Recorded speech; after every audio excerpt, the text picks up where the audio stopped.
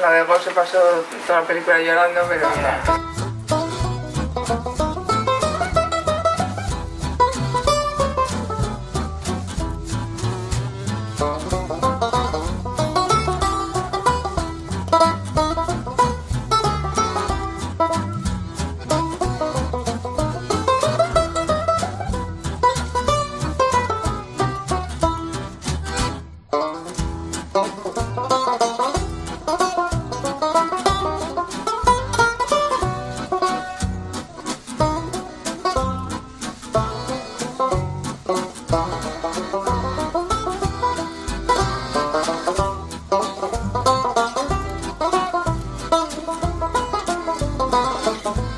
Ahí, es decir, casi todo, y si no tiene, te lo consigue. A mí, a ver, soy un caso raro porque las plataformas, bueno, claro, tienes todo ahí, pero es que a mí me gusta el objeto físico, a mí me gusta coger esto, tocarlo, leerlo, mirar por acá. Y es como una droga, digamos, es una droga. Abrirlo, ponerlo, ¿sabes? Algo físico, no una nube que está ahí que no sabes ni... Y aparte me gusta comprarlas porque así yo de repente me apetece ver Godard, por ejemplo.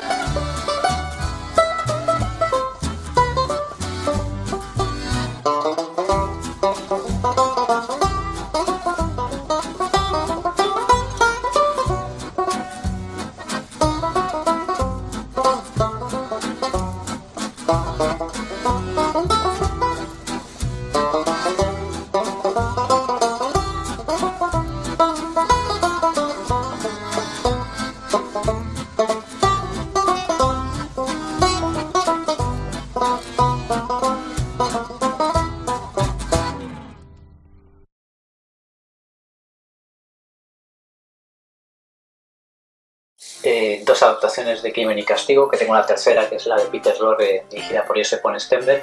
Esta es la rusa, que tiene todo está en cirílico, pero bueno, tiene subtítulos en español. Y esta, que es la primera película de Kiko Kaurismäki, que él decía que, leyendo el libro de Hitchcock decía que nunca se debía hacer una adaptación de una obra maestra de la literatura, y decidió pues ir a la contra y hacer esta película que él decía que era muy mala, pero en realidad es bastante buena y muy de Kaurismäki. La Moustache, que es la primera película que dirige Emmanuel Carrère y que es una adaptación maravillosa de una novela suya, una película muy sorprendente y muy misteriosa. Son las que más me gustan a mí. Benvenuta, que es de André Delvaux, que por cierto murió en Valencia y que era considerado el mejor director belga, con perdón de los hermanos Dardenne. Una película dirigida por una mujer filmando a otra mujer, una historia interracial que rompe con todos los tabúes en Francia. Y aquí, al principio de la tienda, no es para asustar a los clientes, pero están los árboles del cine, las primeras películas, donde empieza todo, donde está gran parte de la historia del cine que hay que conocer y que mucha gente pues desestima porque no quieren ver películas mudas, y es una pena.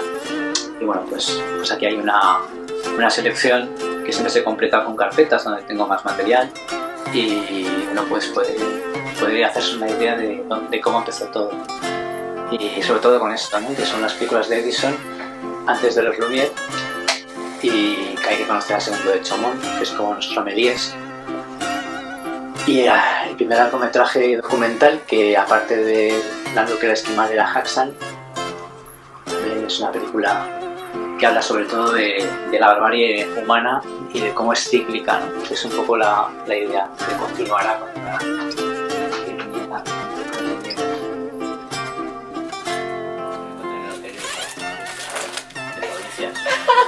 una película americana que se entiende, creen que hay que patearla.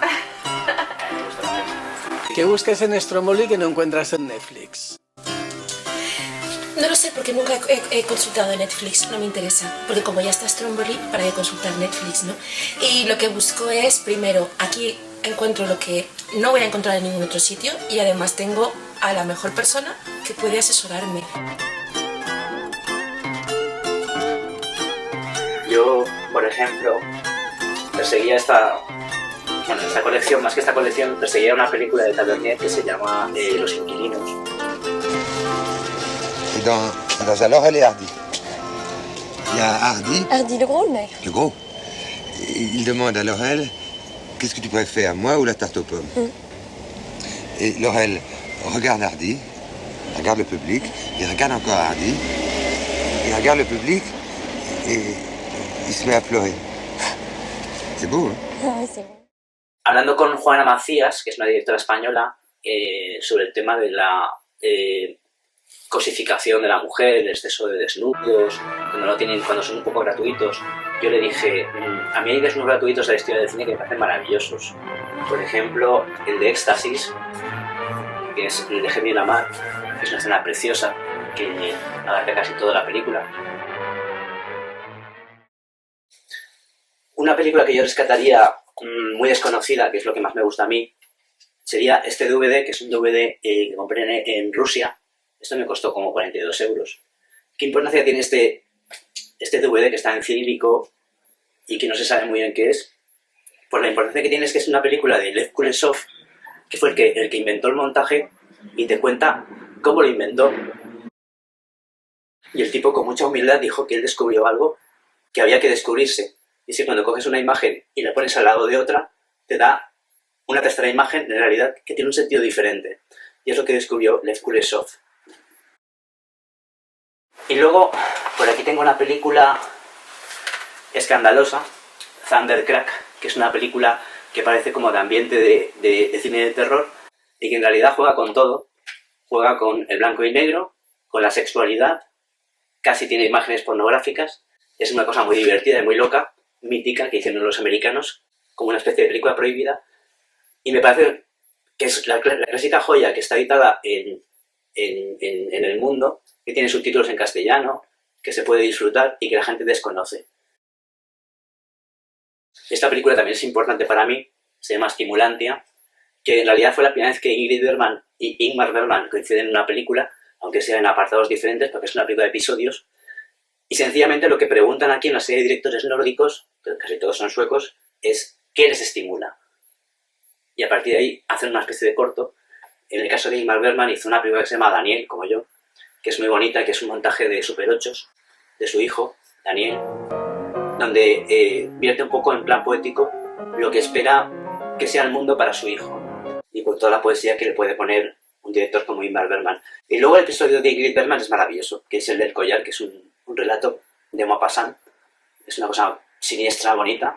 Y uno sobre Chaplin que también es maravilloso. Que un tipo dice al principio, a mí lo que me estimula en realidad es el sexo, pero me parece un tema un poco banal, voy a decir que también me estimula Chaplin. Entonces van a ver a Chaplin, que está presentando su autobiografía ahí en los países nórdicos, rodeado de un montón de periodistas, y descubren a un personaje demasiado importante e inaccesible. Entonces retroceden atrás, se van a Inglaterra a ver dónde nació Chaplin. Y entonces lo que encuentran es un edificio derruido que no tiene ni siquiera una placa que diga aquí nació Charles Chaplin, ¿no? Entonces es como que coges el hilo de Ariadna, vas hacia atrás y al final te das cuenta de que no somos nadie. Pasamos de ser famosos a retroceder y a cuando no éramos nadie, y lo explica muy bien la película, es muy bonita. Que me habla de las películas, que me las contextualiza y entonces eso es inigualable, es que eso no lo vas a encontrar en ningún sitio.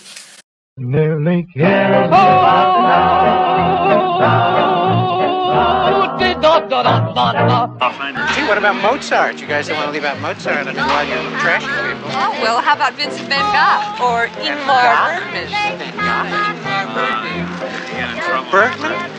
Bergman's the only genius in cinema today, I think. You're so the opposite. I mean, you write that absolutely fabulous television show. It's brilliantly funny, and his view is so Scandinavian. It's bleak. My God, I mean, all that Kierkegaard, right? Real adolescent, fashionable pessimism. I mean, the silence, God's silence. Okay. I mean, I loved it when I was at Radcliffe, but I mean, all right, you outgrow it. You absolutely outgrow it.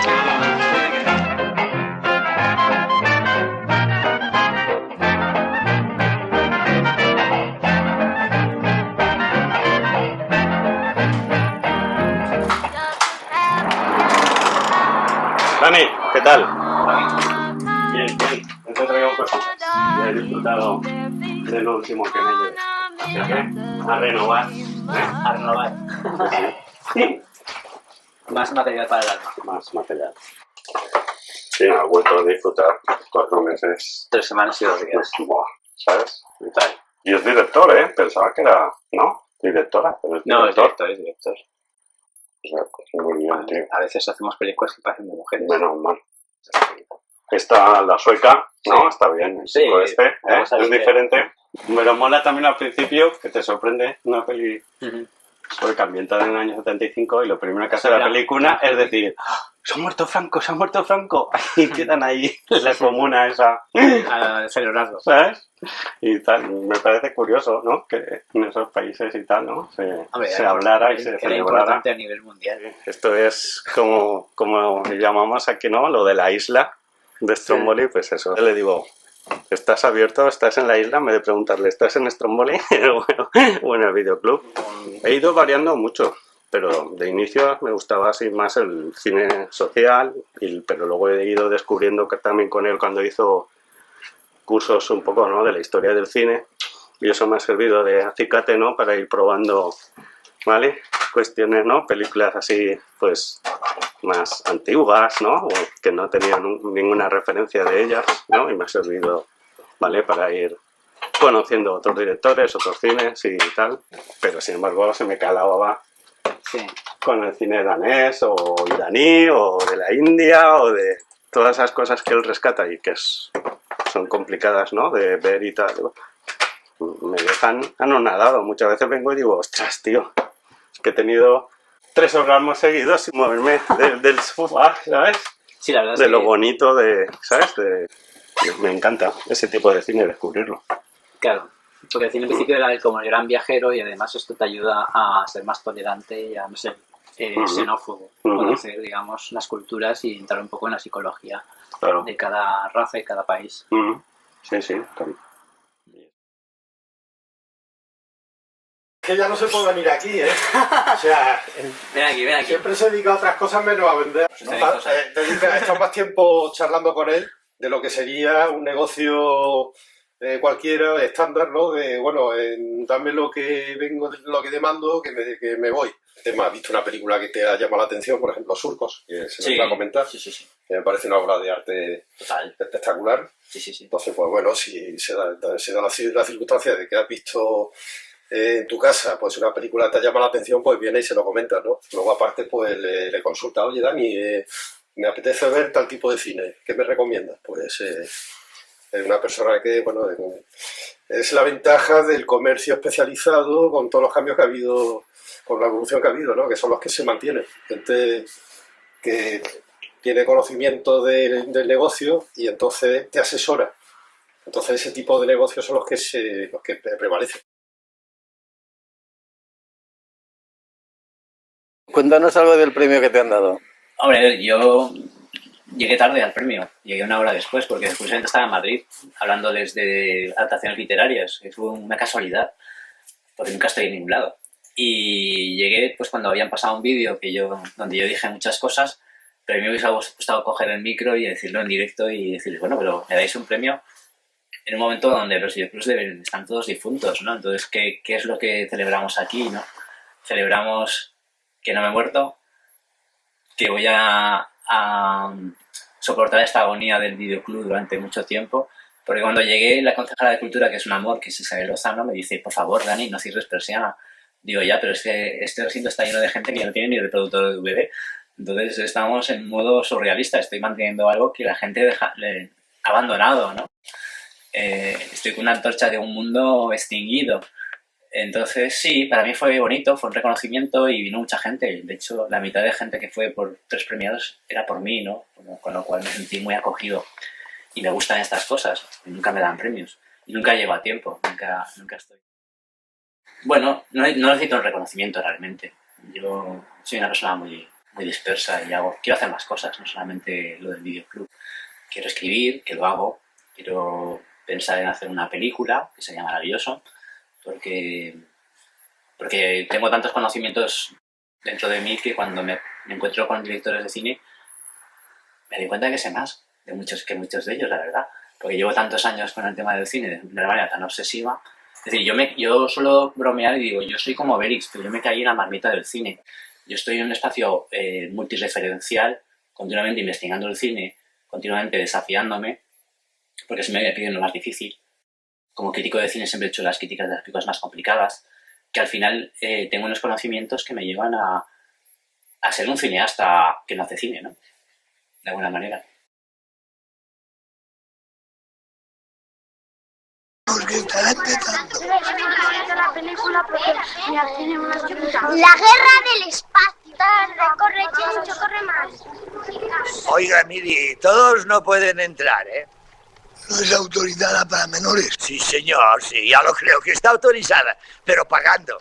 ¿Cree usted que esos papelitos me los han regalado por mi cara bonita? No, señor, no, pero usted me entrega 7 butacas y vienen 10. Los pequeños no pagan. ¿Cómo que no pagan? Los pequeños miran la película igual que las personas grandes. Porque entre todos no ocupan más que 7 butacas. Y aquí se paga por butaca, no es eso. Y usted pretende que pague 2 veces la misma butaca. Bueno, mire, como a mí no me gustan los líos, pasen y vamos a dejarlo correr. 10, 9, 8. Esos niños que se callen. 7. Yo hablo mucho con los padres que vienen con los niños, que vienen a coger películas para ellos, de dibujos animados y tal, que corren por aquí por los pasillos y tiran las carátulas y hacen un poquito de trasto. Yo nunca me he enfadado por eso. Ellos son más los que se gritan, que sufren a sus hijos, que yo. Pero siempre les digo lo mismo, es decir, cuando los niños aparecen en Stromboli, entran en un recipiente donde está la historia del cine. Y eso, quieras o no, al final marca. Es decir, ellos están jugando con carátulas de Buster Keaton, de Harold Lloyd, de Chaplin. Intento cambiarme a los padres. Les digo, vete, es un niño que parece bastante listo. Ay, sí. Entonces lo que tenéis que hacer es recomendarles películas que no sean infantiles. Claro, me miran así como, ¿y cuándo empezamos? ¿No? Digo, bueno, no empezad ya. O sea, si el niño tiene 3 años y medio, que no llegue a los 4 años. Tiene que ver películas en blanco y negro, tiene que ver películas mudas, no necesariamente cómicas, y plantearlos que vea películas de Bergman con 7 años o de Fellini con 8.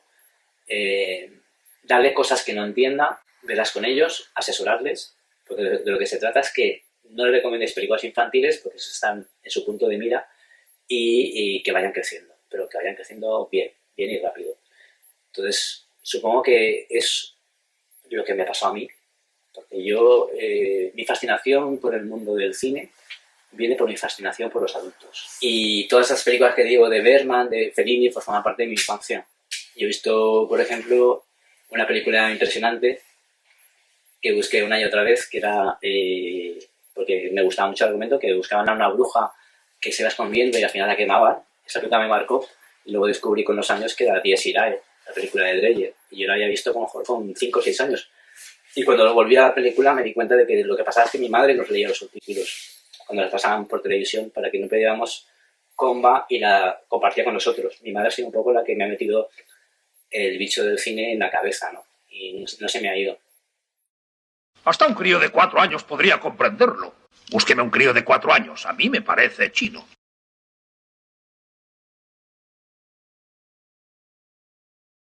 Pues ha convertido el videoclub de ser un oasis para muchísima gente, de ser una especie de volcán dentro de la ciudad de Valencia, a convertirse en un lugar mítico, que eso es peligroso, porque al final la mítica lo que tiene es que es una especie como de recuerdo, de sombra. Aquello estar abierto, era un lugar maravilloso donde tenían muy buenas películas. Y ahora he pasado por temporadas muy desérticas y un poco pues apocalípticas, donde la gente sencillamente miraba de soslayo y decía, un videoclub, todavía quedan. Es decir, el mundo ha cambiado, pero yo me mantengo. Entonces estoy un poco a contracorriente. Pero hay una frase que me gusta muchísimo y que tiene mucha lógica también, que es la de solo los peces muertos nadan a favor de la corriente. Y yo quiero ser un pez vivo. ¿Sabes, Pompey? Al parecer se trata de un caballero audaz y valiente. Cloudy in the west and it look like rain. Around the curve come a passenger train. Northbound train on a southbound track. All right, leaving, but he won't be back down the Rock Island line. Mighty good road, the Rock Island line is the road to ride it. Rock Island line is a mighty good road. Well, now if you ride it like if I get to stick at that station on the Rock Island line.